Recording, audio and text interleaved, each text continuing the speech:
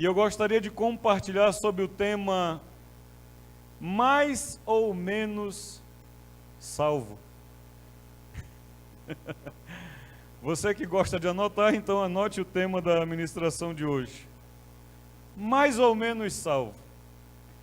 Você já ouviu alguém responder assim? Como é que está o seu dia hoje? Mais ou menos. Como é que está a sua vida? Como é que está o trabalho? Alguém já respondeu assim, mais ou menos? Às vezes a gente olha para a situação que está vivendo e a gente não está naquele nível que a gente gostaria. E o que a gente responde é, não está como eu queria, está mais ou menos. E eu tentei colocar vários temas para hoje, mas não teve jeito. Queria mudar, mas não teve jeito. É mais ou menos salvo. Por que isso, queridos? Porque nós estamos vivendo numa geração privilegiada pela quantidade de informação, quantidade de meios de informação. Mas é a geração que mais tem dúvidas, tem mais dificuldade de se definir, de decidir um caminho, um rumo a tomar.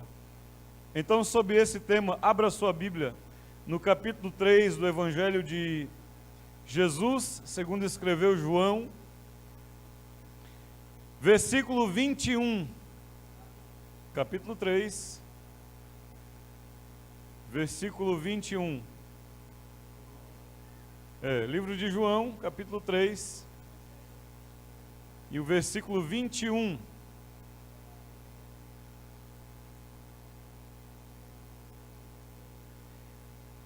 Você vai entender no final de tudo porque mais ou menos salvo.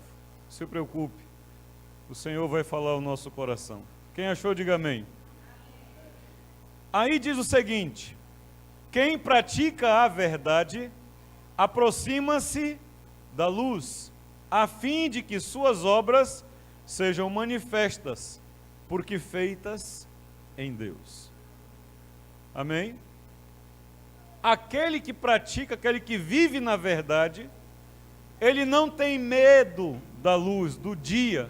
A luz aqui significa dar a conhecer o que ele está fazendo. Eu ouvi alguém dizer que é a pessoa que faz aquilo que ele não teria vergonha de contar para sua mãe ou para o seu pai que ele está fazendo.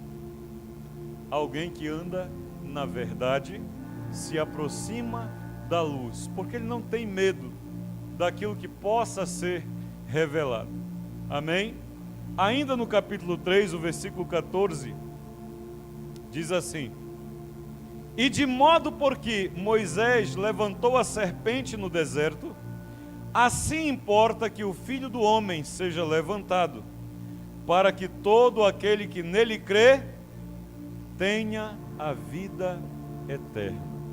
E eu acredito que a maioria de nós aqui acredita em Jesus, sim ou não? Acredita ou não acredita? Quem acredita, diga eu. Muito bem. Ele diz que aquele que acredita nele tem a vida eterna. Mas dentro dessa caminhada, queridos, dentro desse conceito, desse princípio, existe uma coisa chamada processo. O princípio é que aquele que crê em Deus vai ter a vida eterna. Mas existe o processo. Quando eu estava pensando sobre esse tema hoje, eu meditava um pouco na palavra e vendo algumas cenas da palavra de Deus, da vida, eu imaginei o ladrão na cruz que foi perdoado.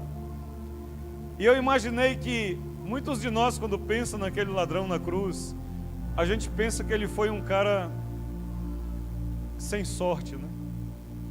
Porque ele teve uma vida e estava morrendo ali, mas ele creu em Jesus e foi para a vida eterna. Mas hoje eu estava pensando que ele foi um bem-aventurado, porque ele creu e morreu. O processo dele não existiu. Ele se livrou do processo. Ele simplesmente creu e foi, acabou. E eu falando com a minha esposa esses dias, no momento de oração, eu disse a ela, como é interessante. Você já viu que a pessoa que está hospitalizada, mas que tem fé em Jesus, que tem convicção e fidelidade em Jesus, ela não tem medo de morrer. Você já percebeu isso? Que ela está em dor, mas ela está rindo, ela alegra. Você chega lá abatido pensando que vai animar, com pena, com dó, e quando você conversa com ela, você sai de lá diferente. Eu lembro muito da Jo, que a gente é a mais recente. A irmã Jo, queridos, ela entrou num processo terrível por causa da dureza do coração. Mas Deus a resgatou de uma maneira incrível. E eu sei que qualquer um que visitou ela nos últimos momentos dela no hospital sabe, ela não tinha medo de morrer. E ela morreu em paz, porque ela sabia para onde ela ia. O processo foi muito difícil para ela, foi muito dolorido. Mas ela foi direto para o braço do Pai. Tenho convicção disso. Ao mesmo tempo, você olha para uma pessoa, e eu vou lhe dizer, a irmã Jo não tinha lá essas condições todas, uma situação terrível em volta dela com família e muitas coisas aí em volta que a gente não precisa de ressaltar. Mas eu já visitei pessoas com muitas riquezas em sua volta, mas sem Deus, em leito de hospital. Irmão Félix, é muito triste a vida daquela pessoa. Você olha para o semblante dela e você já vê que está tudo errado. Sabe, você vê o melhor hospital, melhores equipamentos, melhores médicos. Você entra lá e ela vai ter uma queixa a fazer. Ela vai ter uma reclamação a fazer. Sabe por quê? Porque ela não tem Deus. E quem não tem Deus tem medo de morrer. Reclama de tudo. Mas quem tem, não está preocupado. Mas há um processo. Quem acredita aqui que cigarro faz mal?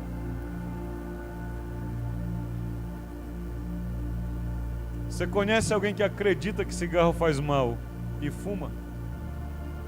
Você conhece? Aí é onde começa o processo. Porque nem tudo aquilo que a gente acredita torna-se uma prática na nossa vida. Por isso que eu estou dizendo que há uma geração de pessoas que estão congregando, estão indo nas igrejas, mas não são salvos, porque elas sabem o que elas precisam fazer, mas elas não fazem. Elas sabem o que elas têm que decidir na vida delas, mas elas não fazem, mesmo que elas acreditem. Do mesmo jeito que alguém acredita que andar num carro, sei lá, 180 por hora numa via de 60 por hora vai dar problema. Tem gente que faz isso, sim ou não? Tem. Pessoas que sabem. Vamos para uma coisa mais simples. Refrigerante. Quem sabe que refrigerante faz mal? Quem bebe refrigerante?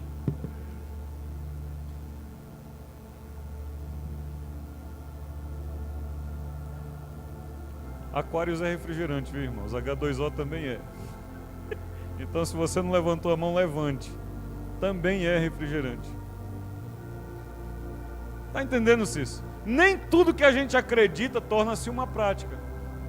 Mas Jesus disse: aquele que crê em mim terá a vida eterna. Só que não é tão simples assim. Irmão Félix, seria muito bom se fosse simples assim.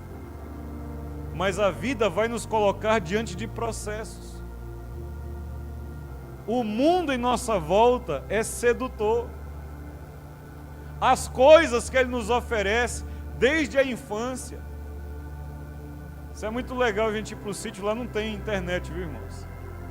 Então a gente vê as crianças sendo criança, brincando, sabe, inventando brincadeira, correndo, pulando em árvore, Alice andando de cavalo. Mas as crianças na cidade não são crianças.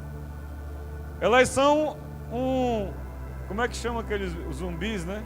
Walking Dead. Você fala com elas, elas estão vidradas num negócio ali, já está seduzida. Já.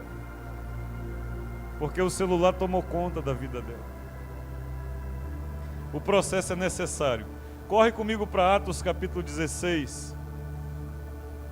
Depois de João, Atos capítulo 16.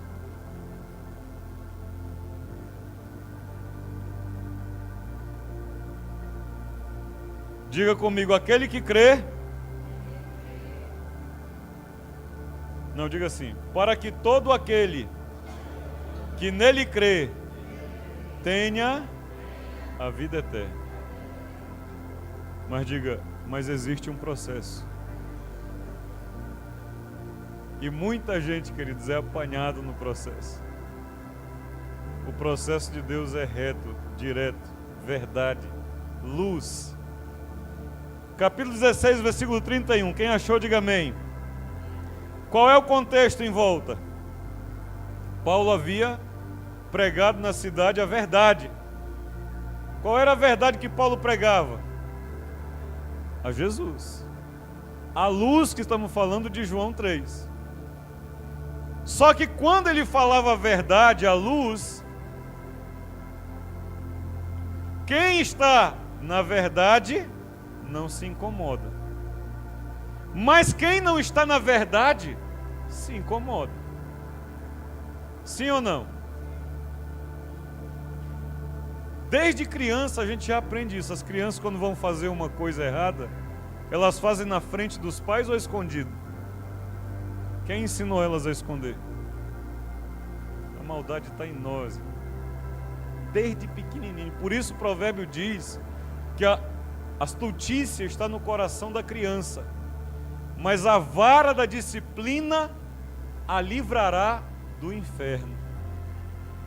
Então o pai que corrige os seus filhos é um homem bem-aventurado, porque ele vai ver os filhos dele andar em retidão. Mas os pais que deixam os filhos fazer o que quiser vão chorar amarguras algumas vezes, porque os filhos não vão obedecer, não serão obedientes. Paulo está pregando a verdade, e quando a verdade chega, ela incomodou, e por causa que incomodou, mandaram prendê-lo. Paulo e Silas então estão na cadeia, e lá na cadeia, diz os versículos antes do que vamos ler, que Paulo e Silas estavam chorando, reclamando por que Deus deixou acontecer isso com eles. Amém ou não amém? Como dizem alguns. Não, queridos. Aí no versículo 25, diz que por volta da meia-noite, depois de terem levado uma surra de vara, serem acorrentados na cadeia, diz aí que por volta da meia-noite, eles estavam orando e cantando louvores a Deus.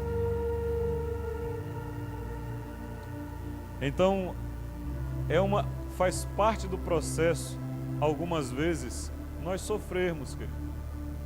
Só que essa igreja desses dias, que está acostumada a vem porque os teus problemas vão acabar, vem porque vais ter isso, vais ter aquilo, vai ganhar isso, vai ganhar aquilo, quando ela começa a viver realmente o Evangelho, e ela passa por um tempo de prova, ela não aguenta, ela desiste, ó.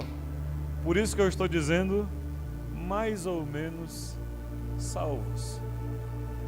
Porque para você ser salvo, precisa crer em Jesus e precisa ir fiel a Ele até a sua morte ou até o dia da sua vinda, uma coisa ou outra. O que vier primeiro. A volta de Jesus é igual garantia de carro, queridos. Como é que eles dizem lá? 60 mil quilômetros ou 3 anos, o que vier primeiro. Se você fez a quilometragem, acabou a garantia. Se não fez, versículo 31 diz assim, ó: então sim, enquanto eles cantavam, houve um estrondo naquele lugar, e as cadeias se romperam, as celas se abriram. Sabe o que significa, queridos? Que quando nós estamos em Deus, nós somos livres, ainda que estejamos presos. Ninguém pode nos tirar a liberdade que temos no Senhor. E Paulo vai fazer de uma das suas cadeias o meio pelo qual Deus usou para começar a igreja de Roma. Mas ele não reclamou, ele orava. O carcereiro, quando vê a situação, fica desesperado porque ele pensou: os presos foram embora e eu vou ser morto. Mas Paulo grita de lá dizendo: não te preocupa, você não vai ser morto, nós estamos aqui. Então, diante disso, o carcereiro quer saber o que é que ele pode fazer para ser salvo. E mais uma vez, olha o que vai dizer a Bíblia. 31, respondeu-lhe, Paulo respondeu ao carcereiro: crê no Senhor Jesus e serás salvo tu e a tua casa. Aleluia. O que era preciso fazer? Crer. Creia. Só que não para aí, irmão Kevin. Continua no 32 e diz assim, ó: e lhe pregaram a palavra de Deus e a todos os da sua casa. O que é que está faltando hoje? Pregar a palavra. A gente oferece Jesus, mas a gente não prega a palavra de Jesus. A gente oferece um Jesus fake. A gente oferece um Jesus pela metade. Não é o Jesus da Bíblia. Só que Paulo diz: você tem que crer em Jesus. Mas eu vou te dizer que Jesus você tem que crer. E então ele prega a palavra para o carcereiro e para a família dele. E o que ele vai pregar? A Bíblia, queridos. Ele não vai inventar filosofias, ele não vai inventar histórias, ele não vai usar estatísticas, ele vai usar a Bíblia, simplesmente. A Bíblia, queridos, é suficiente. Basta ela. Se você vai ainda para um outro texto, suspeita-se que essa escrita é dele, mas ainda que não seja, é Bíblia. Hebreus, no capítulo 6, gostamos muito desse texto. Qual era a palavra que Paulo pregou para o carcereiro? Alguém que está convertendo na fé é considerado na Bíblia como um bebê, como um novo nascido, né? Como um novo crente, uma criança. Então o que é que o Theo está comendo? Feijão com arroz já? Já está comendo. Quanto tempo ele tem? 7 meses. Já passou do leite, mas teve um tempo de leite. Então, a pessoa que vai chegar, o que é que ela tem que saber? A base. Amém, queridos? A igreja precisa de saber hoje a base. Versículo 1, capítulo 6, versículo 1. Por isso, pondo de parte os princípios elementares da doutrina de Cristo. O que quer dizer princípios elementares, queridos? Base. Princípios elementares significa o quê? Não, significado. Implicação. Significa aquilo que não pode faltar. Coisas elementares não pode faltar. É como o sal do feijão, faltou. O feijão não está bom. Tem que pôr sal. É o básico. Então ele diz: olha, vamos deixar aqui à parte os princípios elementares da doutrina de Cristo. Deixemos-nos levar ao que é perfeito, não lançando de novo a base. Qual é a base? A primeira coisa da base: arrependimento, irmãos. E arrependimento, aqui ele está juntando a obras mortas, né? Arrependimento de obras mortas. Mas há uma tradução, se eu não me engano, a NTLH, que diz obras para a morte, que é uma boa tradução também para esse texto, dentro do contexto. Arrependimento de obras que levam para a morte. É a primeira base. Então não tem como alguém ter uma vida de intimidade com Deus se ela não entender a primeira coisa, que é arrepender-se. A pessoa não pode crer que Jesus vai tolerar. Jesus não vai tolerar o pecado, queridos. Ele veio morrer na cruz para nos livrar do pecado. Então, se alguém quer estar em Cristo, a primeira coisa que ele precisa aprender, a base, você tem que se arrepender. Mas hoje, a gente ouve alguns testemunhos aí, afora, né? E o caba fala que quando ele não era crente ainda, quando ele não seguia, quando ele não estava no caminho, eu gosto mais do termo seguidor de Jesus. Quando ele começa a falar do tempo em que ele não era seguidor de Jesus, tem alguns que você até vê a baba descendo assim do lado. Ele dá um testemunho com uma saudade daquela vida do passado dele. Que eu vou dizer uma coisa, viu? Eu olho assim e digo, será que se arrependeu essa pessoa? Porque o conselho de Tiago qual é, queridos?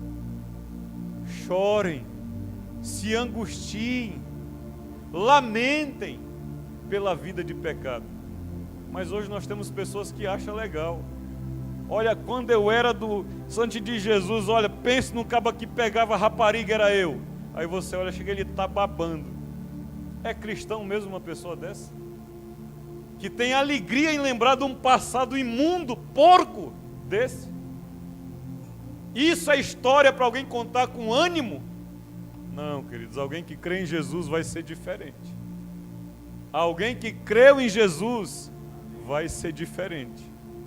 Ele vai ter vergonha de falar dessas coisas.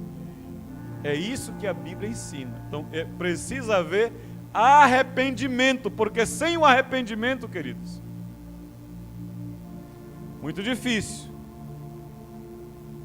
Você já ouviu alguém dizer, eu perdoo, mas só se eu ver que há arrependimento? Você já ouviu, já fez isso ou já ouviu essa situação? Eu, porque lido com pessoas, vejo muito isso, principalmente entre marido e mulher. Perdoa, pastor, mas ele não se arrepende. Por que que a pessoa diz que ele não se arrepende? Nós vamos ver mais à frente o porquê. Porque arrependimento tem obra, você sabia disso? Que arrependimento tem fruto. Por isso alguém é capaz de dizer, mas ele não se arrependeu. Por que que ela diz isso? Porque ela olha na vida da pessoa e vê que não há frutos, não há obras de arrependimento. Depois, qual é o próximo passo? Ensino de batismos. Ou seja, batismo nas águas, batismo com o Espírito Santo. Batismo na Bíblia, querido, significa consagração, purificação, separação, morte para o velho, nascimento para o novo. Isso é batismo. A pessoa tem que aprender isso. Então, se eu morri para o velho e nasci para o novo, como é que eu ainda estou fazendo as coisas do velho? Então, coisas bases. A igreja hoje só sabe de campanha. Vamos fazer a campanha 7 semanas do Sal Grosso. As igrejas estão, parece terreiro de macumba hoje em dia, querido. É cada coisa horrível que você não imagina. Tem um grupo aí que está ungindo vassoura para você expulsar os demônios da sua casa. Uma bacatela de R$1.000 cada vassoura. Eu pergunto, onde é que está na Bíblia isso? Nós estamos vivendo numa geração de mais ou menos salvos, porque eles não estão entendendo o básico da palavra de Deus, o básico da fé em Deus. A imposição de mãos, o orar uns pelos outros. Quando nós falamos em profetizar um pelo outro, você precisa de entender essas coisas. A ressurreição dos mortos. Esses dias morreu um crente aqui próximo da gente. Vocês vão se escandalizar com o que eu vou dizer. Eu dei glória a Deus dentro do carro. A minha esposa quase me bate. Eu digo, mas como que você pode dizer isso? Minha filha, morreu um crente. Ele está na glória com o Senhor. Você quer ver eu chorar quando eu sei que uma pessoa que não tem Jesus morreu? Porque ela vai para o sofrimento eterno. E as pessoas estão brincando, tem controle do amanhã. Ninguém tem controle do amanhã, querido. dia do Senhor é hoje. A hora é agora. De viver aquilo que a palavra nos ensina. Ah, mas o morto vai e depois reencarna. O sangue de Jesus tem poder, querido. A minha Bíblia diz que depois da morte segue-se ao juízo. Tem volta. Eu creio na palavra. Para quem não crê. E também, por último, do juízo eterno. A igreja de hoje prega juízo eterno. O que é juízo eterno, queridos? Juízo eterno é quando Deus irá julgar as nações que o rejeitaram, que o negaram, que ouviram dia após dia, em cultos, em mídias sociais, em rádio, em televisão, de todas as formas. E como aqueles que ouviam Estevão pregar diante do sinédrio, tapam os ouvidos para não ouvir a verdade, para acharem que não tem compromisso com Jesus. Mas todos têm. Ninguém será tido por inocente no grande dia do Senhor. O juízo, queridos, aponta que Deus um dia irá nos julgar a todos. Todos aqueles que rejeitaram que Jesus é o Senhor, Salvador para a vida eterna. A mensagem de João Batista, queridos, as margens do Jordão para o povo, você vai ver isso aí em Mateus, capítulo 3. Mateus capítulo 3, o início dos evangelhos, a mensagem de João Batista aos judeus que o buscavam às margens do Jordão para purificar-se nas águas do batismo. Ele dizia: produzi, eu disse o versículo, capítulo 3, versículo 8, produzi, pois, frutos dignos de arrependimento. Eu estou na fé há mais de 25 anos. Eu estou no caminho há mais de 25 anos. E eu nunca vi um tempo em que as pessoas demonstram menos frutos de arrependimento em suas vidas do que hoje. Antigamente as pessoas convertiam e tinham medo de voltar à vida que elas tinham antes. E isso era correto, queridos. Porque você já imaginou você passar a sua eternidade num sofrimento?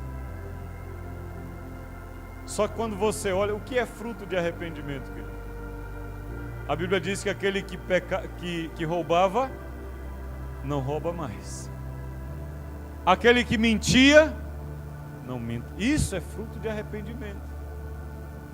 O que eu fazia que me afastava de Deus, isso agora eu não faço mais. E agora eu busco fazer aquilo que agrada ao Deus que eu creio. Cadê os frutos de arrependimento? Eu continuo vivendo do mesmo jeito. Eu ignoro todos os sinais e não tem problema, queridos. Na estrada para a vida eterna, uma turma grande vai ignorar o Senhor. Então eu sinto muito. Dói até no meu coração quando eu vejo as pessoas ignorando os sinais de Deus, as advertências de Deus. Mas o que eu posso fazer? Eu oro, peço ao Senhor misericórdia, mas eu sei que alguns vão ignorar. Porque ignoraram o próprio Jesus, Robéria? Eles ignoraram o próprio Jesus falando. Quando Jesus falava, eles diziam: é o demônio que está falando. Você imagina? Você acha que vão dizer o que de mim? Você é um maluco, é um doido? Eu sou um maluco aqui em Maceió, Félix, porque ninguém prega o que eu prego. Ninguém quer pregar o que nós aqui pregamos. Porque eu não quero ver pessoas ir para o inferno. Eu quero ver pessoas ir para o céu com Jesus. E gozar ainda nessa vida das maravilhas que Ele tem para nós. Eu não creio numa vida de derrota, de tristeza, mas eu também não creio numa vida de infidelidade a Deus. Pior é esse, mais ou menos salvos. E como nós falamos que 99% bom, não é bom. 99% verdade não é verdade, é mentira. 99% salvo não é salvo, querido. Deus não quer 99%, Ele quer 100% de nós. Ele não deu 50% dele, Ele deu 100% dele. Então Ele não quer a metade, Ele não quer um pouquinho. Não, Jesus, eu vou te servir aqui. Olha, Jesus, eu estou passando por um perrengue.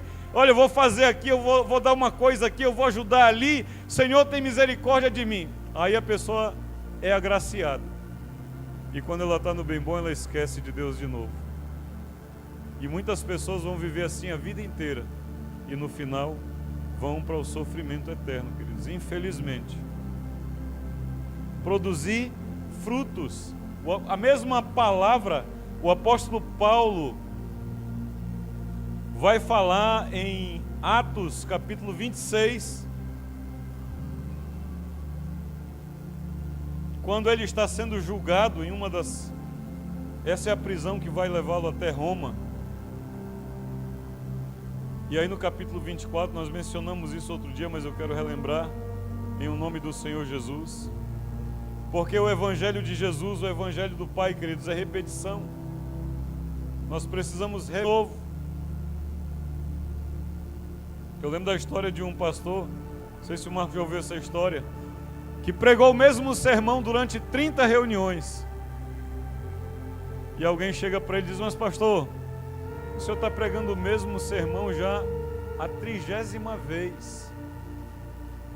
E o pastor respondeu para ele: e eu vou continuar pregando a mesma até você mudar. Porque se a pessoa, querido, ouve a palavra e não muda, ela tem que ouvir de novo. Não mudou? Ouve de novo. Nós não temos que ter vergonha de repetir a mesma palavra para a mesma pessoa que continua no mesmo erro. Quando ela der um passo à frente na sua caminhada, no seu crescimento espiritual, então você dá outra coisa. Amém? Capítulo 26, versículo 19 diz: pelo que, ó rei Agripa, não fui desobediente à visão celestial. E eu digo, muitos de nós, líderes contemporâneos hoje, temos ignorado a ordem de... Por quê? Porque nós estamos preocupados com o pão de cada dia. Queremos suprir a nossa família, queremos suprir as nossas necessidades. E sabemos que dependendo do que falar, você vai ferir pessoas que não vêm mais no culto, que não ofertam mais no culto, e você vai sofrer fome, que eu morra de fome. Mas eu não quero mudar o que a Bíblia está dizendo para mim fazer. Há muita vida na Bíblia, queridos. A palavra de Deus é palavra viva, mas é palavra viva para aqueles que andam em fidelidade. Não é para qualquer um não, queridos. Deus é fiel. Glória a Deus, Ele é, de fato e de verdade. Mas não é fiel para infiéis não, querido. Ele é fiel para quem é fiel. Essa palavra Deus é fiel, usada em para-choque de caminhão, em adesivo de carro que eu vejo entrando em motel para se prostituir, é fiel para Deus, para aquele que é fiel com Deus, não é para qualquer um. Até em fachada de bar. Então, ele foi fiel à palavra que Deus deu, a visão celestial que lhe foi dada. Qual foi a fidelidade dele? Mas anunciei primeiramente aos de Damasco, onde ele foi chamado, o apóstolo Paulo, onde ele teve a visão de Jesus. Então você precisa ter uma vida coerente com a tua fé, para que você pregue aos que são perto de você. Sim ou não? Se você não tiver mudança de vida, você pode falar para as pessoas que estão perto de você? Não pode, querido, porque eles te veem. A igreja que eu mais tenho prazer de ministrar para ela é uma igreja de 2 pessoas: o meu filho e a minha esposa. Porque eles me conhecem na intimidade. Eles sabem quem eu sou na intimidade. Vocês me veem aqui de um jeito, mas eles me veem por completo. E se eu pregar uma coisa que eu não vivo, eles vão saber imediatamente. Então eu tenho que saber se eu vou pregar em Damasco, Eu preciso ter mudança, e mudança radical de vida. Estou dizendo para você ir fazendo mudança de pouquinho, não. Porque você corre o risco do Senhor voltar e você ficar. E aí você pode pregar para os seus familiares. Aí eles vão te ouvir. Aí eles vão não apenas ouvir, mas vão te perguntar. Porque quando a gente está em Cristo, as coisas são diferentes. Tem que ser. Amém?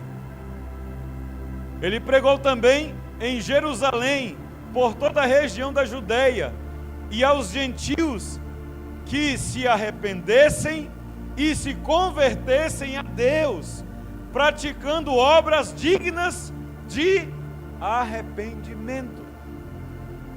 Você quer pregar para a sua família, para os seus amigos? Seja fiel a Deus. Não diga uma palavra, mas seja fiel a Deus. A sua própria vida vai ministrar para eles. A sua própria vida vai falar para eles que há alguma coisa diferente no Cícero, no Kevin, na Robéria, na Ivetinha, no Zé, cada um de nós. Mas se nós gritamos para o mundo inteiro ouvir, é Jesus, lê Bíblia, carrega, mas não tem mudança de vida, queridos.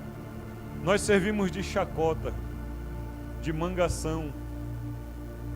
Olha lá, se acha,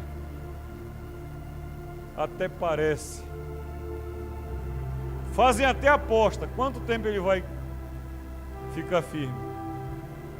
Coloca dinheiro, vou apostar. Tem uns que diz 3 dias, outros uma semana. Os mais crédulos dizem assim uns 30 dias. Mas ninguém diz que ele vai ficar firme mesmo. Então você tem que ter coragem. Para seguir a Jesus hoje, tem que ter coragem. O Jesus da Bíblia. Não é o Jesus que é pregado muitas vezes maquiado para ser... Prega um lado só de Jesus e não prega o outro lado. Está enganando as pessoas. Ezequiel diz que eles vão ser cobrados. O sangue das pessoas será cobrado deles. Eu é que não quero. Longe de mim, Senhor, me livra. É necessário que haja então arrependimento, conversão a Deus, mudança de vida. Converter significa mudar. Se eu converti a Cristo, o que há que não estou mudando ainda? Isaías capítulo 59.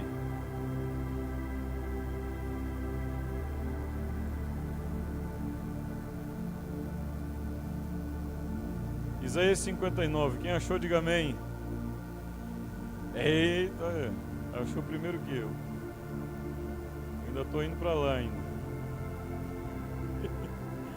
Isaías 59, queridos. Eu lendo Tiago, vi o desespero do apóstolo Tiago com a igreja dos dias dele, Cícero. A igreja dos dias de Tiago estava vivendo um momento terrível de abandono da fé. Isso é muito perigoso. Aquilo que eu falei ontem. Lembra do que eu disse ontem no monte, Cícero? Cada vez que a sociedade perverteu, houve um marco, uma mudança na história. Foi assim nos dias de Noé, foi assim nos dias de Sodoma e Gomorra, e será assim nos nossos dias. As coisas estão acontecendo do mesmo jeito que aconteciam naqueles dias. E a trombeta está tocando, meu. Quem não estiver pronto não vai ouvir. Quem achou, diga amém. Isaías 59. Versículo 2. Mas as vossas iniquidades fazem separação entre vós e o vosso Deus, e os vossos pecados encobrem o seu rosto de vós, para que vos não ouça. Então não quero que você ande enganado. Primeira coisa aqui, não pense que praticando uma vida de pecado, eu estou dizendo que você, depois que crê em Jesus, não é mais pecador. Mas o pecado que ele está falando aqui é o pecado voluntário. Há um pecado que você vai cometer, querido, que é involuntário. Aconteceu um susto, uma situação, você fez, e logo que você peca, você sente tristeza, você sente aquela angústia. Quando você tem essa angústia, quando você tem essa tristeza por ter feito algo errado, você está no caminho. Mas quando você peca e ainda acha bom, você está fora do caminho. E o rosto do Senhor está encoberto para você. Olha o perigo. Você já imaginou o que é isso? Alguém pode viver sem o fôlego? Sem respirar. Para de respirar, você vai continuar vivo andando? Você vai morrer. Quando nós pecamos, querido, nós separamos de Deus. É como se nós perdêssemos o ar que nós respiramos. Aí você entende o desespero do apóstolo Tiago no capítulo 4, onde ele diz, Tiago é depois de Hebreus, lá no Novo Testamento. Amém?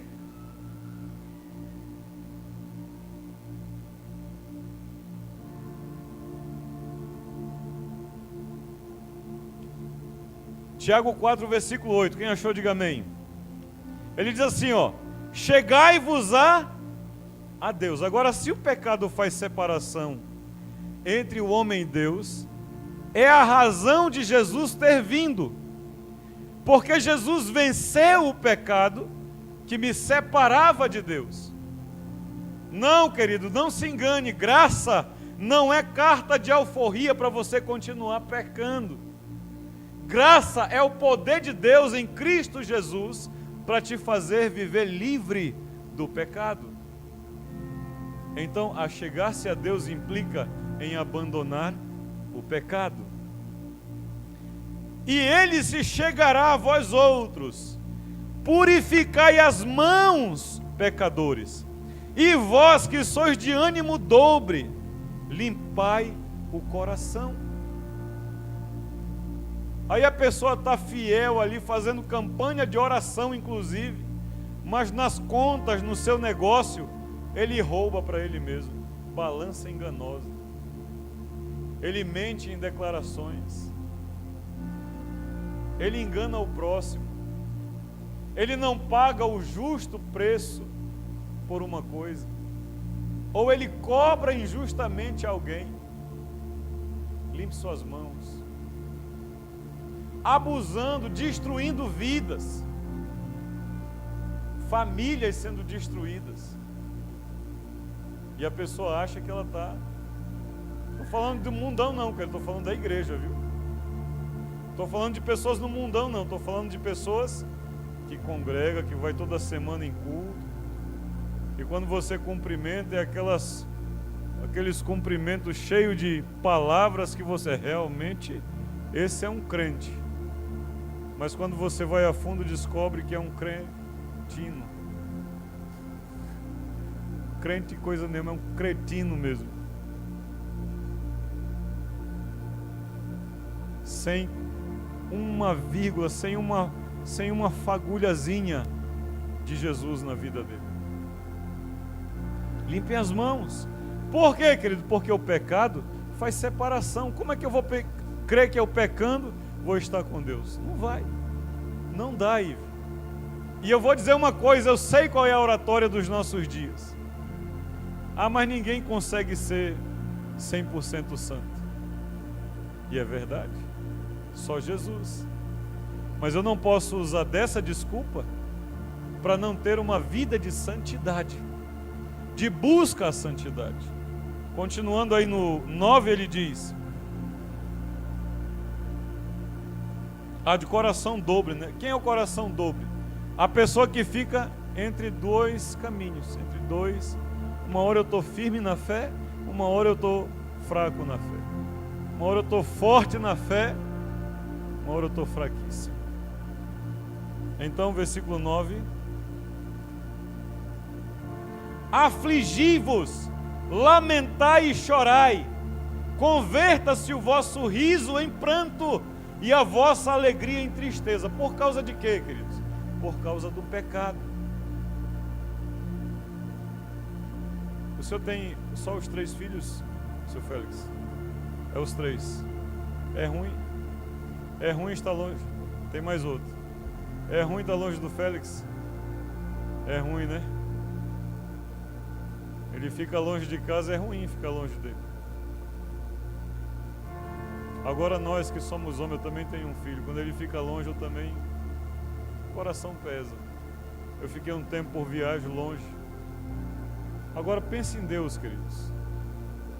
Ele nos tem a todos como filho. Mas quando nós andamos no pecado, nós estamos longe dele. Isso machuca o coração dele. Isso entristece o coração dele. Porque ainda que nós como pais ficamos longe, né? Ivy ficou um ano sem um dos filhos dela, próximo.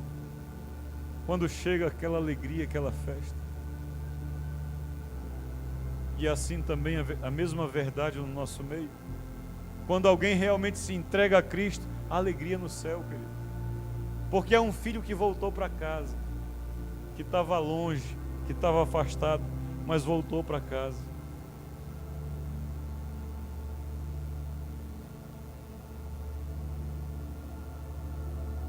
A salvação, queridos, ela é verdadeira na vida de quem realmente se arrependeu dos seus pecados.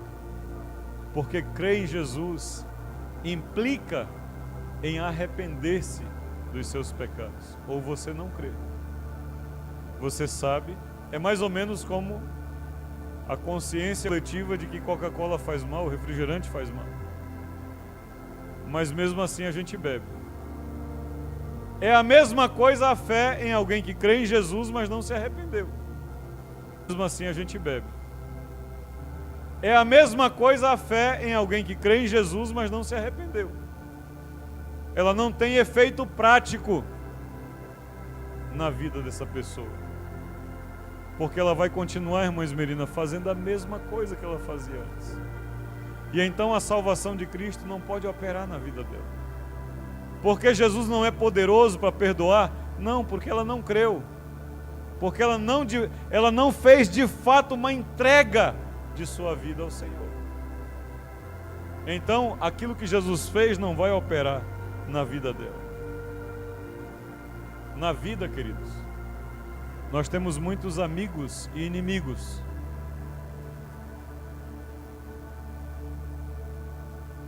Alguns a gente nem sabe, os inimigos, temos alguns inimigos que a gente nem conhece, né? E eu vou pensar assim que na vida nós podemos até ter mais inimigos do que amigos. Mas existe um inimigo terrível para todos os homens. Eu vou dizer uma coisa, é quase que insuperável. Você sabe quem é, Félix Júnior? Você sabe quem é o seu pior inimigo? Você tem amigos e tem inimigos, mas você sabe qual é o teu pior inimigo? Alguém sabe, seu Cícero, qual é o seu pior inimigo? O senhor conhece ele? Não conheceu?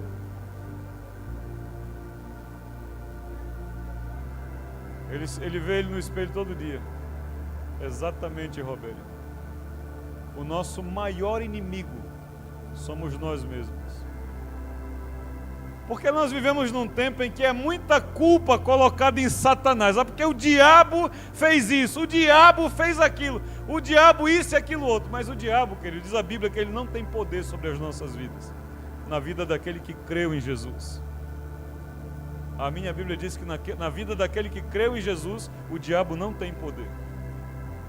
No mesmo livro de Tiago, se você ainda estiver lá, no livro de Tiago, o versículo 7 diz assim, ó: sujeitai-vos, portanto, a Deus, mas resisti ao diabo, e ele fugirá de vós. Então, Cício, às vezes a gente está dando um crédito para Satanás que nem é dele. Ele está recebendo os elogios, mas não é ele. Porque a Bíblia está dizendo que se eu resistir como, querido? Resistir ao diabo como? Firme em Deus, né? Firme na fé. Você não vai ter uma vida de pecado e querer resistir ao diabo, que você vai levar, e vai levar bonito. Mas quando os discípulos de Jesus andavam, quando Jesus andava, e os espíritos que estavam na vida das pessoas viam Eles se incomodavam, eles ficavam preocupados. Eles pediam por misericórdia, não nos mande para aquele lugar que vai ser inaugurado com eles, o inferno. E o diabo não pode fazer ninguém pecar. Como assim, pastor? Ele não pode. Ele é sedutor, ele seduz, ele cria situações para você tomar uma decisão. Mas a decisão é de quem?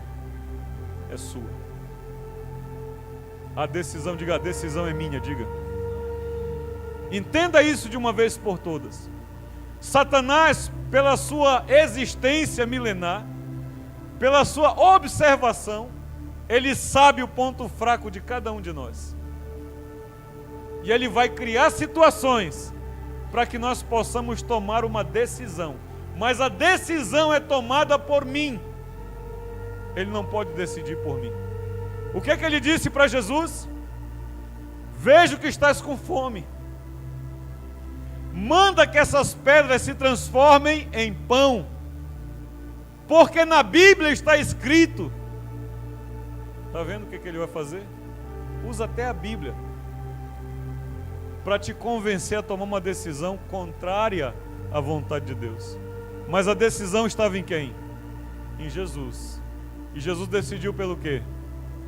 Nem só de pão viverá o homem, mas de toda a palavra que sai da boca do Senhor. Então ele vai criar as situações. Por que eu sou o meu maior inimigo? Porque aquilo que eu estou vivendo, em sua grande maioria, são consequências das minhas decisões. Foi eu que decidi. O pecado, querido, para você ter uma ideia do perigo que é o pecado, lá no livro de Gênesis, no capítulo 4, versículo 7, Deus diz para Caim: se procederes bem, não é certo que serás aceito. Porém, contudo, todavia, o pecado está à tua porta. E o pecado quer o quê? Quer te dominar. Mas compete a você dominá-lo. Mas nós não tínhamos força para dominar o pecado. Quem pode dar um glória a Deus por Jesus aí? Eu não tinha força para vencer o pecado.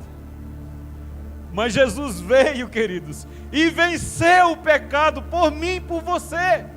E agora em Cristo Jesus, não em mim, não no Sérgio, mas em Cristo Jesus, eu posso dizer não ao pecado. Eu posso. Ele é sedutor? Ele está na porta, criando situações. Todo dia o pecado vem. Todo dia as propostas vêm. Todo dia vem as tentações. E o que você escolhe? Se você escolher Deus, você não vai pecar. Mas se você não escolher Deus, o pecado vai te vencer.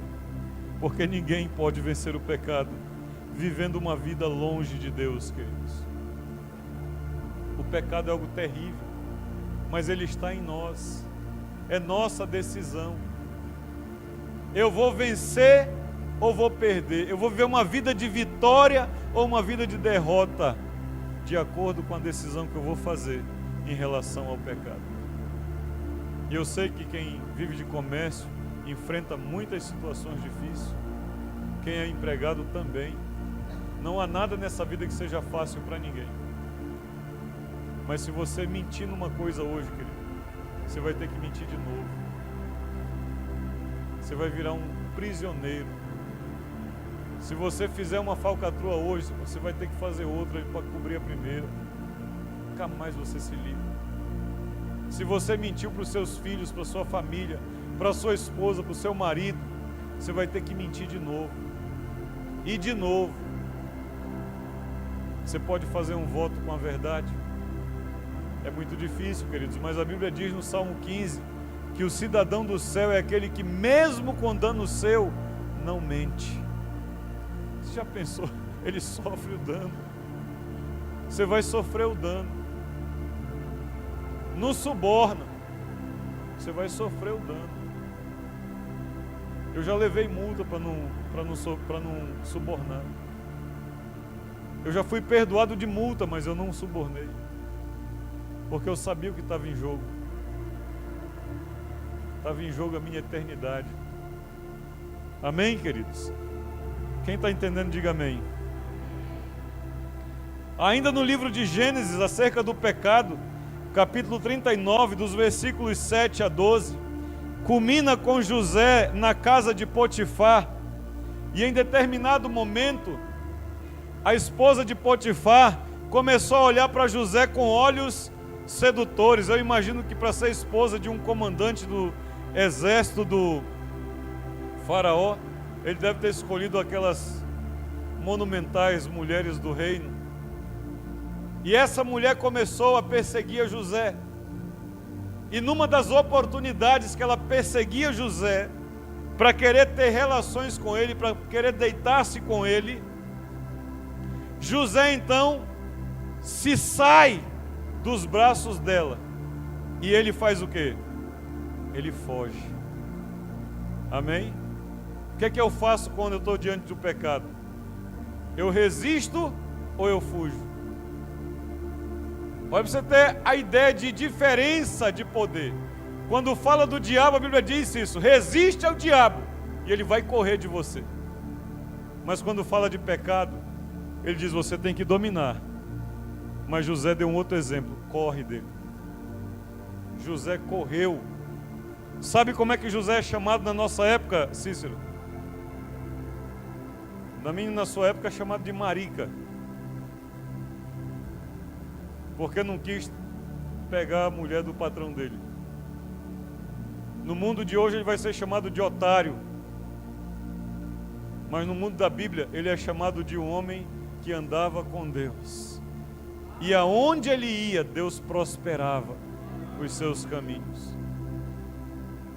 Você está pronto a dizer não às propostas de prostituição? Você está pronto a dizer não às propostas de mentira? Você está pronto a fugir das situações de adultério? Fugir das situações em que você vai ter que pecar e isso custar uma separação entre você e Deus? Qual é a sua disposição? Você precisa tomar uma decisão em Cristo Jesus. Como já vimos em Isaías, também o livro de 1 Tessalonicenses, capítulo 5, diz que nós devemos fugir, capítulo 5, versículo 22 de 1 Tessalonicenses, diz que nós devemos fugir de toda aparência do mal. E sabe qual é o mal aqui? Pecado. Sabe qual é a aparência do mal? Eu ir visitar a irmã Esmerina sozinho, sem minha esposa, sabendo que ela é uma pessoa que vive só em casa. O que é que o pastor vai fazer na casa? Pode não fazer nada, querido, mas alguém que vê entrar vai dizer o quê? Olha lá o pastor lá, ó. Isso é a aparência do mal.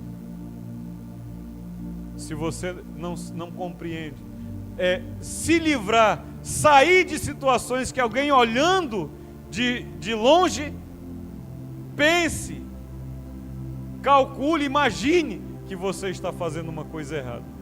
Então ele diz: fugir de toda aparência do mal. A aproximação da gente às vezes leva a gente a querer fazer essas coisas. Mas eu não subo no apartamento da Ive sem o Marco lá, sem o filho dela, ou se eu não tiver com a minha esposa. Por que eu vou chegar e pular em cima dela? Não, porque ela vou chegar, ela vai pular em cima de mim? Não, queridos, porque o mal é tão ruim, o pecado é tão ruim, que a Bíblia está dizendo para mim fugir até da aparência dele, quanto mais do próprio pecado. Eu posso fazer isso sozinho? Não, eu não posso. Ele conseguiu? Não. Satanás tentou fazer Jó pecar. E Robéria, quando a gente põe uma posição no coração da gente, pode esperar, minha filha. Eu acho que você já viveu essa experiência, determina no teu íntimo, você e Deus sabe o que você falou. Aí o Satanás começa a olhar o teu jeito e ver, essa aí fez alguma coisa. Começa a colocar caminhos tortos na tua frente. para você desviar do propósito que você fez com o Senhor. Mas é nessa hora que a gente tem que bater o pé. Firmar, eu não vou recuar. Quem quiser cair, como é que diz aquele cara lá? Quem não quiser cair, que se deite. Mas eu vou continuar firme no Senhor. Tem que ter posição. Tem que ter opinião, querido. Porque o maligno e o mundo é sedutor, mas ele não pode decidir por você. A decisão é minha e sua. Ainda em João capítulo 14, versículo 6. Olha isso, Ivete. João 14, 6, ele diz: eu sou o caminho, a verdade e a vida. Ninguém vem ao Pai senão por mim. Ninguém vem ao Pai senão por mim. Queridos, imagine aqui. Você tem que crer em Jesus para ir ao Pai. Crer em Jesus para ir ao Pai significa que você tem que dar o mesmo passo que Jesus deu. Porque Jesus veio do Pai e voltou para o Pai. Sim ou não? Nós viemos do Pai, mas nós perdemos o caminho de volta. Quem sabe o caminho de volta? Se eu não pisar no mesmo passo que Jesus pisou, eu não vou voltar para o Pai. Para onde eu vou? Eu vou voltar para o Pai. Para voltar para o Pai, eu preciso saber o caminho. Jesus é o caminho. Então me lateja o coração, meu Deus, o que está faltando para essa geração? Porque ela tem todo o conhecimento, mas ela não se decide. Ela sabe tudo o que tem que fazer, mas ela não se decide. Porque ainda no 14, versículo 23, não, mas eu amo Jesus, eu quero Jesus, e isso e aquilo, eu tenho Jesus, eu estou com Jesus, eu tenho Deus, a minha vida é de Deus, quem tem me abençoado é Deus. Será, querido? Será que quem tem te abençoado é Deus? Eu sei que Deus abençoa, mas será que quem tem te abençoado é Ele mesmo? Porque o homem, eu conheço um monte de gente que não tem um pingo de temor a Deus, que está sendo abençoado. Tem uma boa casa, tem um bom carro, tem uma boa estrutura, uma boa empresa, não tem um pingo de temor a Deus. Então cuidado, quando você está achando que é Deus que está dando. Cuida lá se não é o próprio Satanás te dando, para te seduzir, a semente entre espinhos, de Marcos 4. O inimigo vem, começa a te aparar, te tratar, te cuidar. Quando você pensa que não, você não tem tempo mais para cultuar, você não tem tempo mais para ler sua Bíblia, você não tem tempo mais para orar, você não tem tempo mais para nada de Deus, e a tua vida está focada no ouro e na prata desse mundo que vai perecer, querido. Eu até hoje, nos meus 30 e 14 anos, nunca vi alguém levar na cova carro, casa, boi, nunca vi. Vai só o caixão. Ainda tem uns que gastam 5 mil num caixão, não sei para quê. Vai apodrecer todinho, querido. Por isso que o judeu enrola num pano e coloca lá. Vai gastar dinheiro para ser comido debaixo da terra. Olha, pense. Maior cuidado com o morto. Quando era vivo, Cício, o filho não dava uma tapa numa broa pelo pai. Mas depois que morre, compra um caixão de luxo. Esses dias eu fui num cemitério parque desse, o cara começou a me oferecer o terreno lá. Eu digo, eu quero. Ele disse, então vamos fazer, mas eu posso construir minha casa agora aí? Porque o lugar é tão bonito que eu quero morar aí agora, que eu não quero morar depois que eu morrer, não. Depois que eu morrer não me interessa mais onde vai ir. O pessoal que se vire. É um negócio tão bonito, umas coisas tão... Eu digo, meu amigo, eu quero morar aí agora aqui. Deixa eu fazer minha casa aqui. 23 diz o quê? João 14, 23 diz assim, queridos: se alguém me ama, olha, se alguém me ama, irmão Félix, olha o que ele está dizendo. O se é o quê? Condição. Há uma condição na vida de quem diz que ama a Deus. Qual é a condição? Guardará a minha palavra. A igreja hoje está guardando a palavra do Senhor? Não. Porque Deus diz para não se prostituir com o mundo, e a igreja está se prostituindo com o mundo. Os crentes hoje estão fazendo rave, balada. Põe o nome gospel, mas você vai lá, a cachaça está comendo no centro e diz que é evangélico. Meu filho está que me canta para ir nas festas, não sei de que, gospel. Vai não, meu filho. Papai perdeu o cabelo vendo essa molecada perverter as coisas de Deus. Vai não. Você vai num lugar onde seu pai vai saber o que você está fazendo. Porque nós temos que guardar os nossos filhos, saber onde eles estão indo. Estou muito alegre de você ter vindo aqui hoje. Você saber onde é que o teu filho vem quando ele está em Maceió. Você sabendo se ele vai naquela igreja lá, o pastor é meio doido, é meio alesado lá, mas eu sei que ele prega a Bíblia. Então, e às vezes a pessoa está cheio de história, cheio de enfeite, mas levando as pessoas para a perdição. Ah, perdição de prostituição. Não, às vezes não é. Sabe, eu nunca vi alguém tirar uma unha num toco de uma mangueira. Você já viu?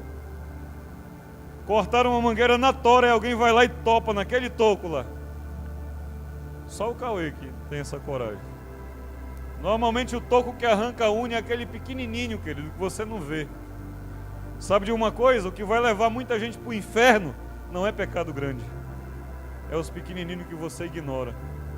Ah, mas eu não mato. Eu não minto. Mas a língua, meu amigo. Os pensamentos, meu amigo. Pensamentos imorais, porco, promíscuo. Cuidado com as pequenas coisas. Se alguém me ama, esse vai guardar a minha palavra. Aí ele diz: não te associe com um homem abominável a Deus, sanguinário. Sabe quem é um homem abominável a Deus? Aquele que se prostra diante de uma imagem e a adora. A Bíblia diz que ele é abominação. Não te associe a ele. Corre dele. Ah, o homem, o mundo diz o homem pode ser mulher e a mulher pode ser homem. A Bíblia diz o quê? Desde o princípio Deus criou homem e mulher. Você crê na Bíblia ou você crê na sociedade, o que ela está dizendo? Mas hoje nós temos vendo igreja que usam essa Bíblia, casado, os pastores é 2 homens, casal dos pastores. Ou 2 mulheres, casados. E usam a Bíblia. E fala do nome de Jesus. Mas pela Bíblia que eu estou vendo aqui. Ah, mas Deus é amor. Deus é amor e Deus é justiça. Deus é retidão. Ele é tão amor que Ele deu o seu Filho para mostrar para nós. Sabe o que Ele diz lá no João 3? Que nós lemos ainda há pouco de novo.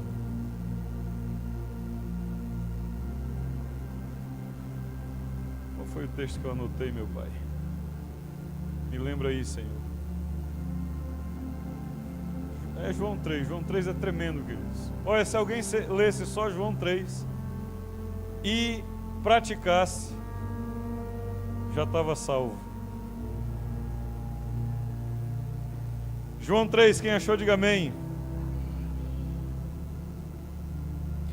Versículo 19 diz assim, ó: o julgamento é este, que a luz veio ao mundo, e os homens amaram mais as trevas do que a luz, porque as suas obras eram más. Se alguém me ama, ele obedece às minhas palavras. Eu não corro de Deus, querido. Não vou esconder. Sabe, algumas vezes nós vamos ter que passar vergonha por causa da palavra do Senhor. Mas é melhor que assim seja, do que seja de uma forma diferente e a minha vida seja tragada pelo maligno. Eu tenho uma pergunta para concluir.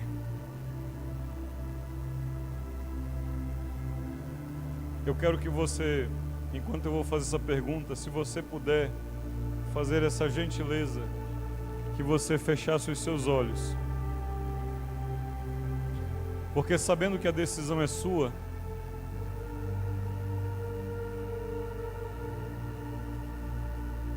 eu pergunto o seguinte: enquanto eu estiver perguntando, eu gostaria que você colocasse na primeira pessoa. Eu vou dizer o que mais você precisa saber. E você vai ouvir o que mais, Sérgio, você precisa saber. O que mais, Marco, você precisa saber. Pense em você mesmo agora.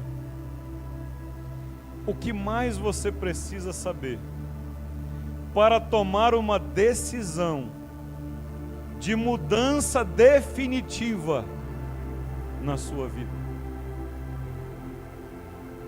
Essa pergunta eu faço a mim em primeiro lugar, mas eu faço a cada um dos irmãos que está me ouvindo aqui hoje nesse salão. E eu faço a cada um dos meus irmãos que está me ouvindo hoje através dessa live, dessa internet, desse vídeo. Você sabe que Jesus veio nos salvar dos pecados. Você sabe que não há outro caminho além dele. Você sabe que há pecado que faz separação entre nós e Deus. Sabe que alguém vivendo em pecado não pode ter uma vida com Deus. O que é que está faltando? Para mim e queridos, não estou preocupado se alguém é ou não é. Eu estou fazendo uma pergunta para todos nós e inclui a mim. Que cada dia mais eu preciso mudar coisas na minha vida. Então, o que está faltando mais para eu desligar a televisão, para desligar uma série e ler minha Bíblia e orar e fazer o que eu devo fazer? O que mais está faltando? Eu quero que você coloque em prática algumas coisas, porque nós não podemos ouvir a palavra e não ser transformados por ela. Se você quiser, depois eu te mando esse resumo, essa anotação no teu WhatsApp. Colocando em prática. Primeira coisa, faça uma autoanálise. Não deixe que ninguém venha analisar a sua vida. Faça você mesmo uma autoanálise. E responda para você mesmo as seguintes perguntas. Você sabe qual é a vontade de Deus para a sua vida? Depois de você fazer a tua análise pessoal, responda essa pergunta a você mesmo. A segunda é: você é verdadeiramente salvo em Cristo Jesus para a vida eterna? Ou você tem dúvidas da sua salvação? E o meu conselho é, se a resposta for não para uma dessas perguntas, procure alguém experiente, alguém maduro na fé, para orientar você na sua caminhada. O segundo ponto é: quebre as pontes para o pecado na sua vida. Eu não peco mais. Mas você tem aquele amigo, aquela amiga, que sempre que vocês se reúnem, ela é mais forte do que você e acaba fazendo você ir para o lado dela, fazendo aquilo que desagrada a Deus. Então, se afaste dessa pessoa. O meu problema é o vício. Não consigo vencer um vício. Se você não consegue vencer um vício, querido, a primeira coisa que você tem que fazer, vou dar um exemplo prático do cigarro: não compre nenhum cigarro. Tome uma decisão na sua vida: eu não vou comprar. Quebre a ponte para o pecado na sua vida. Porque se isso é o que está te fazendo mal, como é que você vai colocar isso dentro da tua casa, na tua vida? Não, pastor, não tenho problema com isso, mas o meu problema é com pornografia. Hoje em dia, queridos, com smartphones e uma série de coisas que tem de facilidade, é uma coisa terrível, destrói casamentos. Então, se é isso, não use celular em lugares que não está na vista de todo mundo. Não use celular sozinho, num lugar escondido. Use aplicativos que bloqueiam imagens sensuais. Faz alguma coisa, mas quebre as pontes com o pecado. Amém? Fazendo isso, faça uma coisa, ore a Deus e peça a Ele para mostrar a você: Senhor, o que é que me leva para o pecado? E quebra o caminho, destrói esse caminho. Você não pode destruir o pecado, querido, porque o pecado vai estar nessa humanidade até que o Rei venha nos buscar. Mas você pode destruir os caminhos que te levam para Ele. Ah, mas a minha esposa não corresponde. Ah, o meu marido não corresponde. Seja franco. Converse peito a peito. Diga para sua esposa, para o seu marido: olha, eu não estou aguentando essa vida. Eu preciso que você participe na minha vida com minha esposa, com meu marido. Porque muitas vezes é isso que vai levar a uma traição. É isso que vai levar a um adultério. Então quebre as pontes com o pecado. E em terceiro lugar, construa pontes para uma vida de santidade. Ao mesmo tempo que você vai quebrar as pontes para o pecado, não dê o primeiro passo para o pecado. Não deixe nem por um milésimo, nem uma piada às vezes que vem, que chama a atenção, que leva a sua mente, não ouça essa piada. Não abra vídeos que você já sabe o que vai ser pela imagem, não abra, deleta. E mande uma resposta para o seu amigo que te mandou, ou talvez é seu inimigo, né? E a gente não sabe. Porque se manda um negócio desse, não pode ser teu amigo. E já diga: olha, não mande mais. Aí, à medida que você quebrou as pontes para o pecado, você constrói as pontes para a santidade. Como?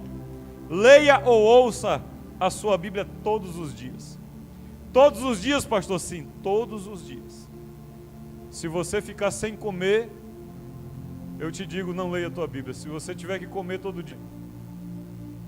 Mas eu não sei ler, não importa. Leia devagarinho, leia de pouquinho, leia um versículo pelo menos, mas leia todo dia. Amém? Ouça louvores, músicas inspiradas na palavra de Deus ou sobre ele. Busque andar com pessoas que te aproximam de Deus. Não ande com pessoas que te levam para longe de Deus. Anda com... Ah, mas eu vou deixar minhas amizades por enquanto, num primeiro momento. Dê esse direito a você, de primeiro se fortalecer em Deus, para depois você se expor. Se você não consegue, não faça. Amém? Senão você vai ser sucumbido pelo pecado. Então ande com pessoas que te aproximam de Deus. E peça em oração ao Espírito Santo que ponha prazer, alegria, gozo de estar na presença dEle, de viver as coisas do reino, de estar num culto, de congregar, de orar, de ouvir louvor, de testemunhar. Peça que Ele coloque essa alegria no seu coração. Amém? Eu espero decisões práticas na sua vida, em o nome de Jesus, porque o tempo do Senhor é hoje, a hora é agora. Amém? Sentado mesmo, ainda quero orar com você, mas um minuto eu peço que você fique nessa posição de buscar a misericórdia, a graça do Senhor. Analisa um pouco. Você tem tido informação, você tem tido conhecimento das coisas de Deus? O que te falta para tomar uma posição em relação a Ele?